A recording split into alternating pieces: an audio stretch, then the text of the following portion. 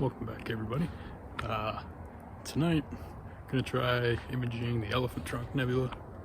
But before it gets too dark, actually before Astro Dark, we're going to try to get some lunar imaging in. And there's the moon. Pretty good crescent. I don't know what percentage that would be, but might be able to get some good shots of that. So tonight we're using my main imaging rig, which is my Zenithstar 61, my William Optics Uniguide 32mm guide scope with the ASI 224MC. For my main imaging cam on my Zenithstar, it's the ASI 183MC Pro with the ZWO electronic filter wheel 5-drawer with IAPS long L-Enhance 1.25-inch filter and the Orion Skyglow 1.25-inch light pollution filter. And that's all riding on my Orion Sirius EQG and connected all over here. Never actually seen my plug-in set up here, so I'll show you. I got my power supply for my cooler on this cam, because this cam is pro, so it's pro cooled. I can cool a sensor down to, I believe it's -30. I believe it's -30. That's what I always take it to. And so I have that zip tied here to the mount, just to keep wires somewhat tidy, but doesn't really work, as you can see. Then I just have that running up. Have my little USB dongle cord here, which has all of my USB plugs into this anchor.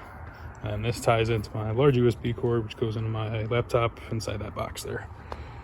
And just have it connected to my power strip here, my mount, laptop supply, and my power supply for the cooler. And I just in a little cardboard box with the cutouts for the plugs on the back and on the sides, right there, and just on a little TV tray. And oh, forgot to mention as well, have a QHY PoleMaster, and this is a polar alignment cam. So you use this to line your, basically you use it for polar alignment rather than doing it visually. You can plug this into your laptop and you can do it electronically, but you still have to manually adjust it. It's just electronic viewing rather than getting down and peering through the scope. You can look at your laptop and adjust accordingly.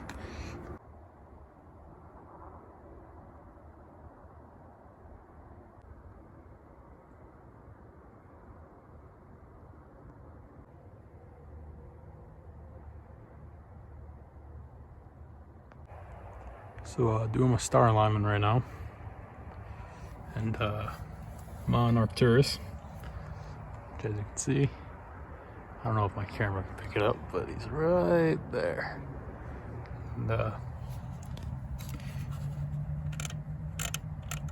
nice and centered for me. I'm doing 1 second exposures, basically a live view. And this is using Nina. It's nighttime imaging and astronomy.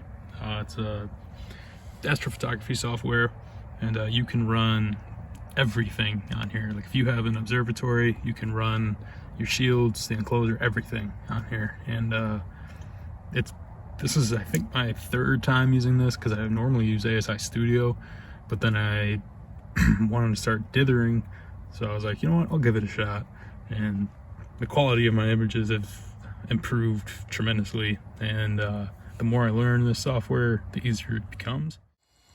So slow into the moon right now. Gonna do some quick lunar before Astro Dark. And, should start seeing it come into view. My focus is gonna be abhorrently off, but we will fix that. Actually, the focus doesn't look too far off.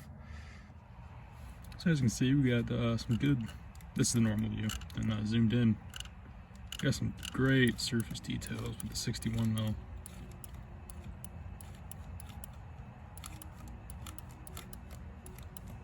All the way down. So 61mm definitely does well with lunar. You know, it's just enough, just deep enough that you can get some good details.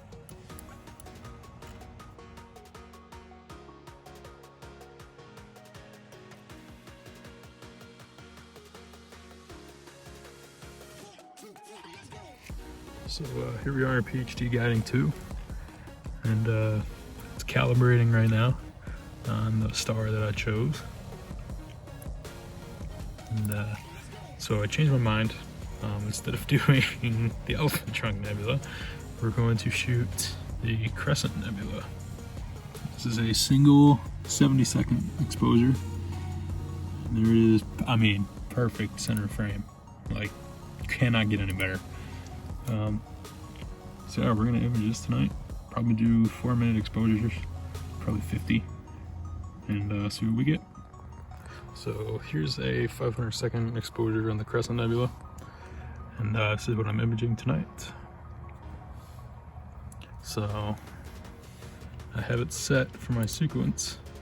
We're gonna be doing 50 exposures, about 500 seconds.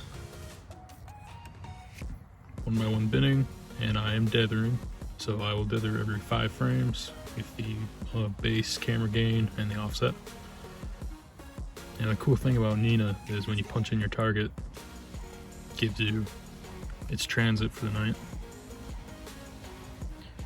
And let's take a look at our guiding.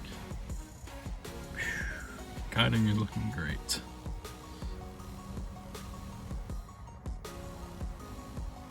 Looking very good. So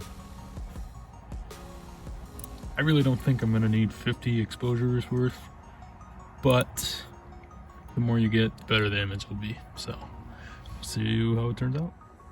So we're going now, 500-second subs on Crescent Nebula, and now we can just kind of sit back, relax, and do some stargazing.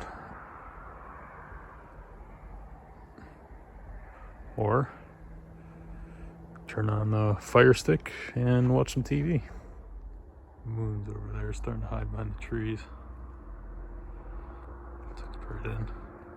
Still kind of making that western sky bright, but nothing too bad.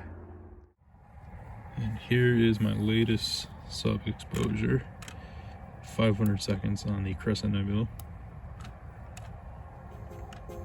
This camera has very bad amp glow. Hopefully darks will eliminate that. Yeah, nice and bright and bold. So